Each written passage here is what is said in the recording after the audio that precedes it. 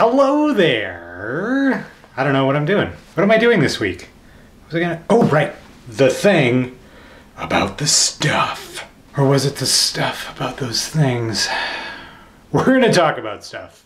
And you're going to be watching it. Well, hello there and welcome to another Just a Damn Minute. It's so wonderful to have you in the same room as me, breathing heavily and creepily.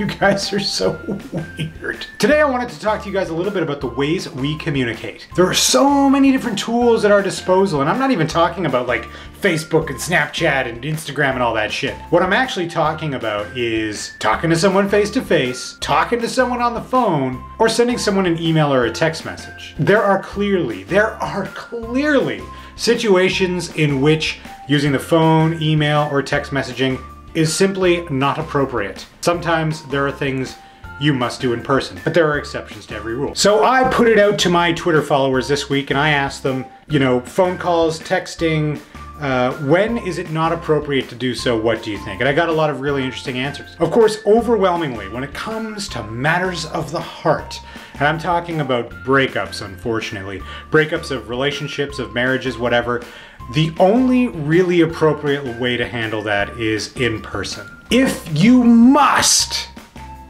communicate with that person immediately and they're not in the same house as you or in the same location as you, then I guess a phone call is okay. But what is never okay is breaking up with someone over text message. I can't believe I even have to say it, but apparently some of you aren't getting the message. It's also not appropriate to text message someone that they've lost their job or that they've lost a family member.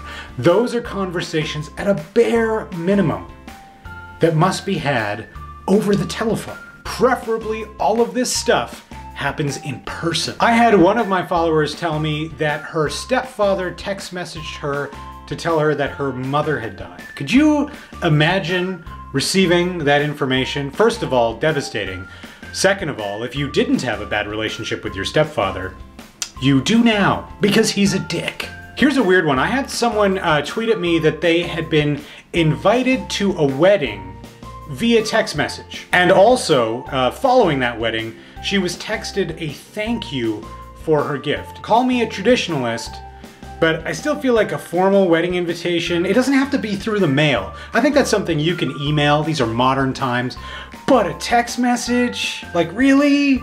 I mentioned, you know, breakups are something you should never do over text message. I had someone tweet at me that someone she knew ended a 30-year marriage over text. What does that even look like? Lol, it's over, BRB, except not BRB.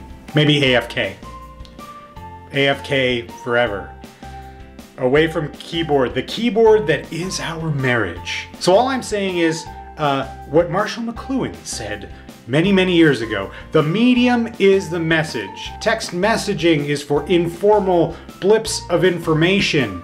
Talking on the phone and in person is for the really important conversations. An email in some cases will do, but let's err on the side of caution. So I want to hear from you. Have you ever sent a message over text that you regretted and thought, shit, that really should have been a phone call or an in-person conversation? Or have you had an in-person conversation and you're just like, fuck, I could have accomplished the same thing over email? Share your stories with me and the rest of the Just a Damn Minute community. Thanks for watching again this week. I'll be back next week with more delicious, delicious content, or, you know, palatable content. I don't want to oversell it. If you haven't already, please click the subscribe button. That's how you'll know that a new thing is happening.